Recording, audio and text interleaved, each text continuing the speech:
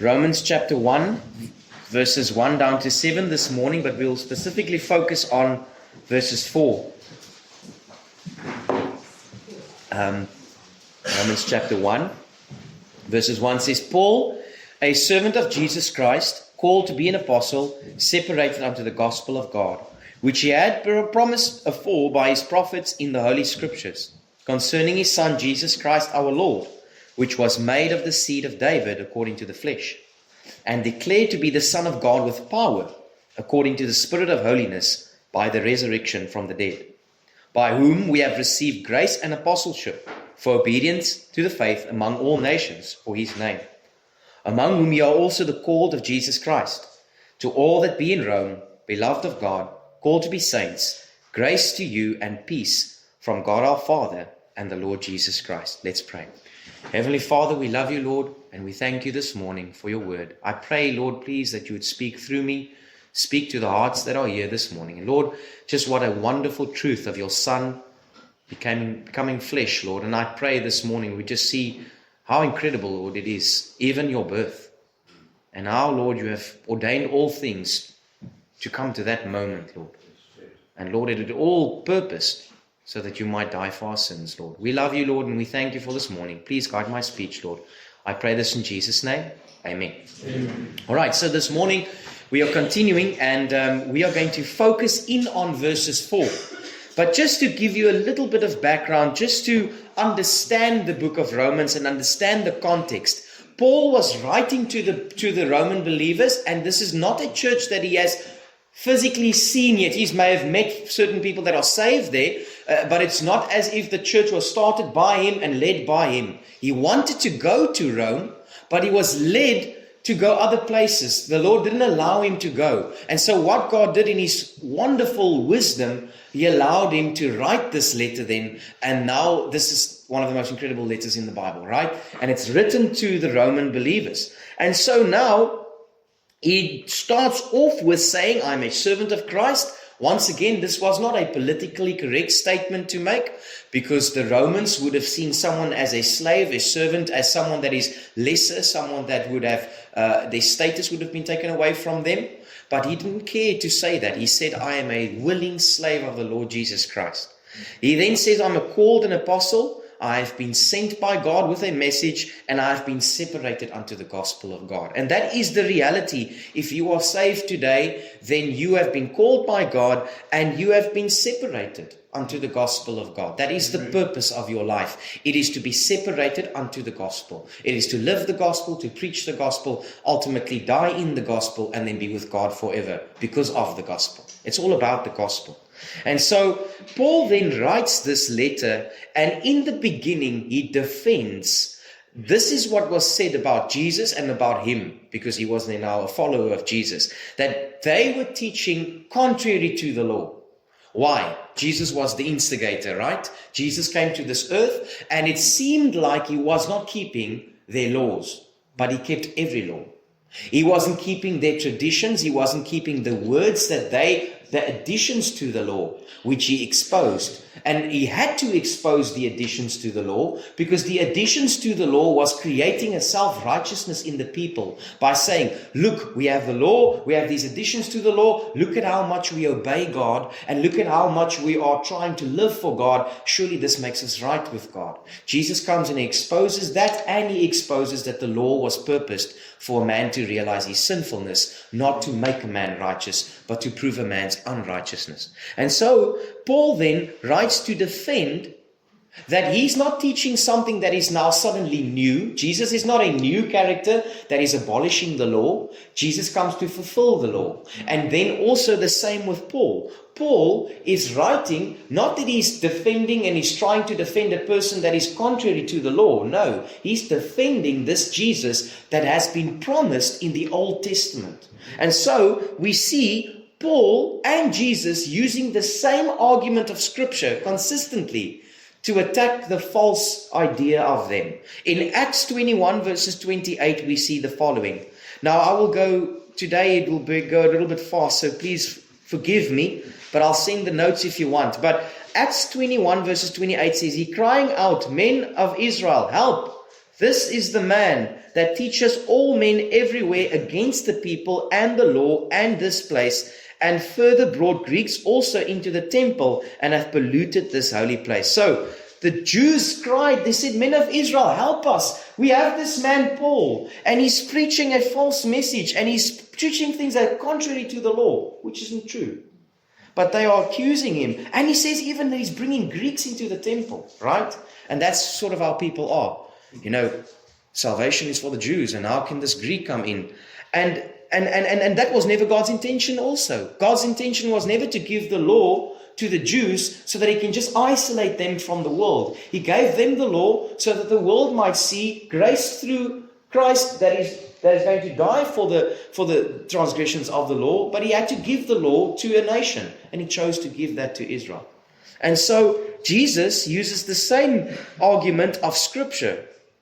He says there in Matthew 5 verses 17, think not that I've come to destroy the law or the prophets. I have come not to destroy, but to fulfill. So Christ came to fulfill the law. And it was written in the prophets. Oftentimes in Acts 5 verses 39, Jesus says, search the Scriptures, for in them ye think ye have eternal life, and they are which testify of me. So important. He's saying to the Jews, go search the Scriptures because you think you have eternal life. But the Scriptures testify of me. And so what would the Jews rest on? They would rest on the fact that they keep the law, but they miss Jesus, right? But Jesus says, search the Scriptures. It testifies of me. In Acts 3 verses 18, but those things which God had before had showed by the mouth of his prophets, that Christ should suffer, and hath so fulfilled. Paul is saying in Acts, it was so written in the prophets that Christ must suffer, and he will fulfill it. In Acts 7 verses 52, which of the prophets has of your fathers persecuted?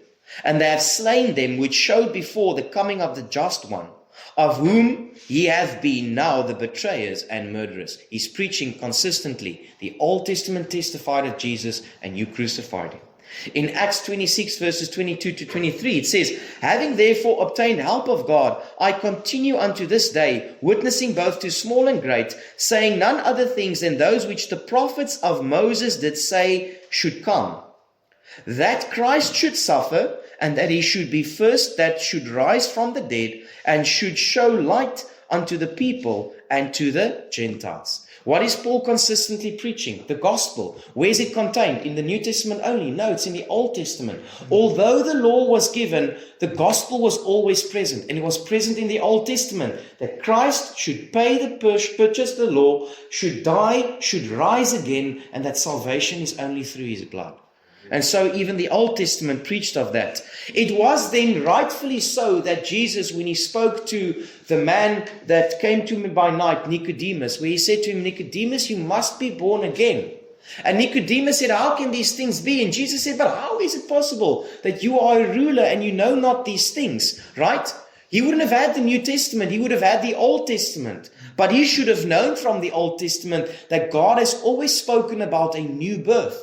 And this is what he said about the new birth in Jeremiah 31, verses 31 to 34. Behold, the days come, saith the Lord, that I will make a new covenant with the house of Israel and with the house of Judah, not according to the covenant that I made with their fathers in the day that I took them by the hand to bring them out of the land of Egypt, which my covenant they break, although it was I was an husband unto them, saith the Lord. But this shall be the covenant that I will make to the house of Israel. After those days, saith the Lord, I will put my laws in their inward parts, and I will write it in their hearts, and I will be their God, and they shall be my people. And they shall teach no more every man his neighbor, and every man his brother, saying, Know the Lord, for they shall know me, for the least of them unto the greatest of them, saith the Lord. For I will forgive their iniquities, and I will remember their sin no more. Amen. Christ has promised that there will be a time when I will write my laws upon the hearts of those who have been circumcised in the heart, who have been born again, who have the new heart. And so what do? Do I keep the law to receive a new heart? No. I receive a new heart to keep the law. because God writes the laws then on my heart. In Ezekiel 36 verses 25 to 27, it says, Then will I sprinkle clean water upon you, and ye shall be clean. From all your filthiness and from all your idols I will cleanse you. A new heart also will I give you, and new spirit will I put within you. And I will take away the stony heart of your flesh, and I will give you a heart, and I will give you an heart of flesh. And I will put my spirit within you, and cause you to walk in my statutes, and shall keep my judgments, and do them. And so this is what happens. You are not forced to keep the law when you are saved. You want to keep the law because you are saved. And you don't keep the law to get saved. You keep the law because you are saved. Because Christ has written that on the tables of your heart. It was on the tables of stone, and all it could do is prove to men that they are sinful. But now, after salvation, God writes His laws on our hearts. So He causes us to walk in His ways. We want to obey Him because it's written in our hearts. Amen. There's one of the biggest tests if you are saved. Do you keep the law to go to heaven? That's unfortunately not salvation. Do you keep the law because you are going to heaven? Yes. And the question is, do you desire to keep the law? Is there a desire in your heart because it's written on your heart? A person that says, I'm saved, but I don't care much for this or that about God's desires for my life. It's just an evidence that there cannot be salvation. And so Jesus then writes, or God writes, Paul writes, they all write, in verses 3, concerning His Son Jesus our Lord, which was made of the seed of David according to the flesh. Now this is important because now we see that Jesus will become flesh. God incarnate will become flesh. And in Luke 1 verses 35, and the angel answered and said unto her, The Holy Ghost shall come upon thee, and the power of the highest shall overshadow thee. Therefore also that holy thing which shall be born of thee shall be called the Son of God. And here is the test, the true test. One of the essentials about Christianity is understanding and believing that Jesus is the Son of God, that Jesus is God. And so in John 4 verses 2 to 3, hereby know we the Spirit of God. Every spirit that confesses that Jesus Christ is come in the flesh is of God. And every spirit that confesses not that Jesus Christ is come in the flesh is not of God. And it is that spirit of the Antichrist, whereof ye have heard that should come, and even now already is in the world. And that spirit of the Antichrist is in the world today. I see it daily. I have people that are friends, I don't know friends, but acquaintances, but they are in different religions, and they often send me videos mocking basically the understanding that we believe Jesus is God. And then they go back to things like the Council of Nicaea and all these types of things. And you can see the spirit of the Antichrist is in the world today. We don't necessarily experience that a lot if we don't go out and witness. But if we witness and we are involved in the lost world, we realize that this issue with Jesus being God is a big issue. Yeah. It is maybe not in the church. And I think it is maybe more shame on us if we think, oh, well, we know that, we settled that. It's just because we don't witness enough. Because if we witness, then we will realize that it is a big issue in the world. There's many people that do not accept Jesus Christ being God. You can still be lost though. You can believe that Jesus is God, and you can be in an Orthodox church and still be lost. That does not prove your salvation, but surely you cannot be saved without understanding that. And so the Bible says there, in 1 John 4:2, we know that this is the Spirit of God. In Jeremiah 23 verses 5 to 6, Behold, the days come, saith the Lord, that I will raise unto David a righteous branch, and a king shall reign and prosper, and shall execute justice and judgment in the earth. And in his days Judah shall be saved, and Israel shall dwell safely. And this is his name, whereby he shall be called, the Lord our righteousness. Wow. The Lord, our righteousness. Now it's okay if the Lord says the Lord is righteousness, because we know that God is righteous. But that Lord would be our righteousness is a contradiction. How is it that God would make me righteous? But it would only be through His Son, right? When I receive His Son, I receive His righteousness.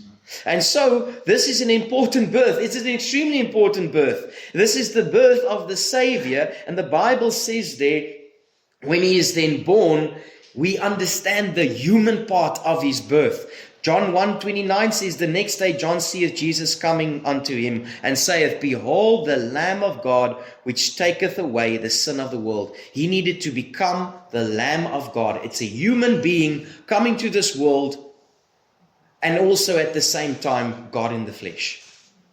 And so 2 Corinthians 5:21, for we have made him that knew no sin to be sin for us, that we might be made the righteousness of God in him. Hebrews 4 verses 15 to 16, for we have not an high priest which cannot be touched with the feelings of our infirmities, but was in all points tempted like as we are, yet without sin. Let us therefore come boldly unto the throne of grace, that we may obtain mercy and find grace in help in time of need. How can God be such a gracious God to us? How can he be a high priest that knows our infirmities? How can he truly meet with his people and understand their needs? Because he became one of us. He dwelt among us. He experienced the same challenges as us, yet without sin. And now we can come boldly to him because he is our substitute. But now, this is something incredible in this portion. When the Jews heard this, that he's the seed of David, this is the first thing that would come to their minds. And this is where it's going to become a little bit technical, all right? So please, you need to tune in now, because that was basically the introduction. This is where it's going to get extremely interesting, all right? So the Jews in 2 Samuel 7, I'm still going to raise my voice so that people are awake. 2 Samuel 7 verses 12. And when the days be fulfilled, and thou shalt sleep with thy fathers, I will set up thy seed after thee, which shall proceed out of thy bowels, and I will establish his kingdom. He hath built an house for my name, and I will establish the throne of his kingdom forever. So now God is speaking to David, and he's speaking to Solomon, that there's going to be, through your seed, someone that will reign and reign forever. All right? This is very important, and this is now going from David to Solomon. And in 1 Chronicles 22 verses 9 said about Solomon, Behold, a son shall be born unto thee, who shall be a man of rest. And I will give him rest from all his enemies round about him, for his name shall be Solomon, and I will give him peace and quietness unto Israel in his days. So David could not build the house. He spoke to his son Solomon, and so Solomon will be, and it's promised that he's from the seed of David. It's very important because something will happen that's going to confuse us all.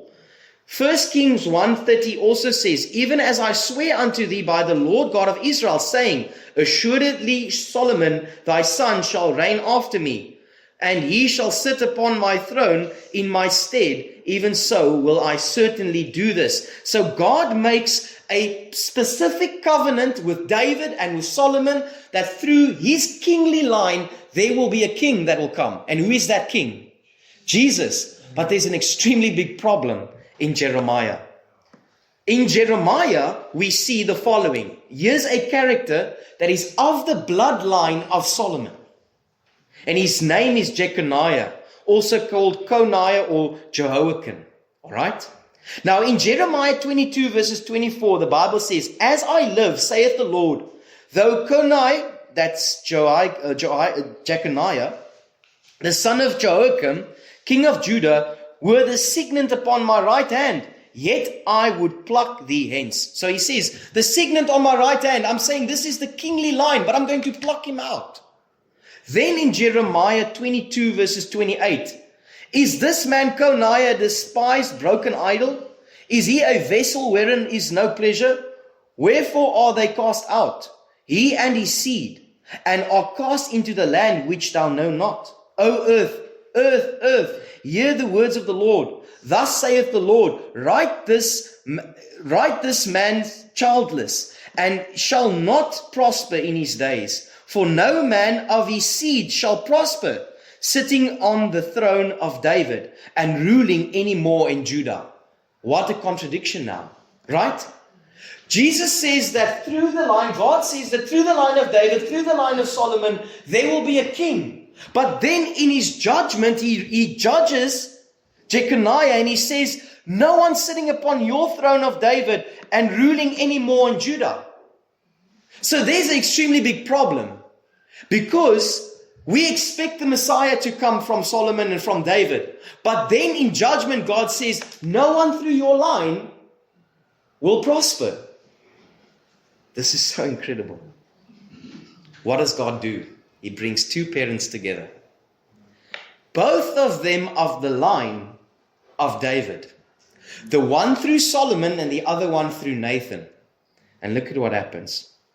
So the Messiah needed two things that would normally come from one father in Israel. And this was usually what would come: the legal status and the physical seed. Right? So the legal status would be the name, the tribe, the inheritance, the kingship. And the physical seed would then be, it's my physical seed. But now the problem is there's a physical seed out of Solomon, then God didn't keep his word, because he's judged Jeconiah. Right? How will this be resolved? Because now, how will this Messiah be born of the line of David, but still have the legal kingship? This is what God does. So enters into Joseph. He's a legal father without the physical seed. So Joseph is essential, because if you look at Joseph's biology and genealogy, you will find that he was of the line of David, of Solomon. But what does God do? He takes his wife, Mary, and she's also of the line of David, but through Nathan. She becomes the physical seed bearer, but he, through the adoption and through getting married with Mary and through giving the name, and in those days, adoption is all rights. That's why when we read in the Bible, I'm adopted into the family of God. I am just as a son. I've got all rights. So God, in his absolute wisdom, he takes two people, both from the line of David, and then also it's important because it is a person born of the flesh, but also not of the physical seed of Joseph, so that he would inherit a sin nature. So look at what God does in this one moment. He takes a judgment, and he keeps his word because he's still judged. But yet at the same time, it's from the legal kingship of his son, of Solomon. He then, through the legal adoption of that child, has the legal kingship, doesn't take away what he said and his judgment. But through Mary, he becomes the physical seed, and God births the Messiah. Isn't that incredible? And so what we see there in Luke chapters 3, verses 23 to Luke chapter 3, verses 31, we see Mary, Jesus' mother, and the birth descendants. And then Joseph, his legal father, in Matthew 1, verses 6, going up to verses 16. Now, what is incredible about this whole situation is that if you look at the history, if you look at how God has ordained this, you see the one side, God is completely sovereign. But at the same time, you don't see coercion. You see this incredible balance that cannot be understood by the human brain. It's not as if this is come down from heaven, Mary, come down from Joseph, from heaven, Joseph, and I'm going to force this. Same with Jeconiah and his sin. God still judged his sin. God didn't say, well, I made this promise, Jeconiah sinned, and now this promise cannot be kept. And what is that telling me? It's telling me I don't know the wisdom of God. I cannot understand the wisdom, the majesty of God. I cannot understand how he ordains things, how he works things out. But I can and I must understand this, that he will work all things out. Even through sin, even through disobedience, even through him keeping his judgments and keeping his word, God works all things out for his good. And so now we see this miracle of these two people from the same tribe and culturally in the same area, and they are getting together and they're going to be married. But not to their minds understanding. Incredible. Imagine this. Here's Mary, here's Joseph. Joseph has no idea that if he physically gives seed, that his child would not be able to be heir to the king of Solomon. Mary has no understanding that from Nathan she will become the physical seed, but not have the inherited curse from Solomon. And God brings these two people together. And they meet. And they get married. And they have a son. Born of a virgin, so that there is no sin. Also born of a virgin, so that there will be no curse through Solomon. But yet adopting him as a son and having all the legal rights, so that he is part of Solomon and David's family. And here we have the most incredible moment. I would say the second most. Which one is greater, the crucifixion or the birth? The coming together of the Messiah, the parents of the Messiah. And God ordaining all these things for his glory. How incredible is the scriptures.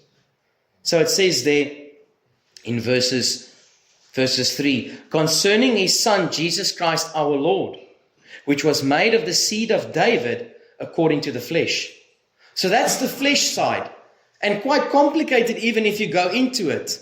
But you can do further study this afternoon and you'll find it just absolutely incredible. How God is able to navigate all of this and yet still keep intact that man makes their own decisions, and yet God is sovereign over that. And that is such an issue for people. It's such an issue. We somehow have to make God to do one or the other. But we cannot have that rest and peace that God is perfectly sovereign and man is perfectly responsible and God will work everything perfectly out. Man wants it to be in a system and I cannot put it in a system. That is how God works. And I cannot explain to you the depth, the wisdom, the riches of God. To put everything on man and make it his responsibility, by God, no means. How could this have happened? By saying God does everything and man is just puppets and they will sin when he wants them to sin? That's not the truth. We don't see that in Scripture. Amen. But we see this incredible balance. And we see this incredible truth that God works all things out, even at the birth of his son. What is the theological application? What is the message? I was praying, I said, Lord, what's the point of this message? Not that I'm saying, Lord, what's the point? I'm saying, Lord, what's the lesson? And maybe today there's no lesson. Maybe today you can just go home and say, God is incredible. Amen. God is so incredible that he can work everything out. He can work even his own judgments out. When he judges and it seems impossible, God can do the impossible. And that's all I have to say this morning. Not because I need to go early. But that's the message, because I don't want to add to this morning. I want to tell you, and this is where we'll close. Shame on you if you don't know him. Oh, fool. If you don't know this Savior that can do anything and that works everything out. And to the particular point, make sure of the right time, at the right time, in the right season. Knows exactly when the world is at its sin's pinnacle. When there is a system that's going to crucify malefactors. And it's going to be the prophecy and it's going to be the picture that he had in the Old Testament of the snake that was pulled and lifted up, right? Then he has Mary and he has Joseph and he has the system that is perfectly designed for this crucifixion. And you have everything happening all together. We've got no understanding of what God does behind the scenes, brothers and sisters. No understanding. And God in his wisdom brings down himself. And he becomes the one that is crucified for your sin. How is it that you can live for yourself? How is it? How is it that you would be willing to miss someone like this? Please don't miss him. Let's pray. Heavenly Father, we love you, Lord, and we thank you so much for this morning. Lord, I pray if there's someone here this morning that has not truly met the Messiah, the one that became flesh, the one that dwelt among us, Lord, the one that died for our sins, Lord, our righteousness. Lord, I pray if there's someone that has not truly received the righteousness of God found in Jesus, Lord, that cannot say that Jesus is their righteousness, Lord, that is still saying their merit, their deeds, their law keeping is their righteousness, Lord, that they cannot say that the Lord is their righteousness, Lord. I pray, Lord, that you would bring them to saving faith this morning, Lord. Convict their hearts, show them their need of a Savior. Lord, bring about the beauty and the majesty of your wisdom and kindness and long-suffering towards us, Lord. Lord, that the goodness of God would lead men to repentance this morning, showing to us, Lord, what it is that we neglect and reject when we reject this incredible God and Savior. Lord, I pray, Lord, that through the goodness of God, you would draw men to yourself this morning. I pray this in Jesus' name. Amen. Amen. You are dismissed. Please stay for coffee and tea. And also, please excuse me. It was a joy to be in the house of the Lord this morning. Amen.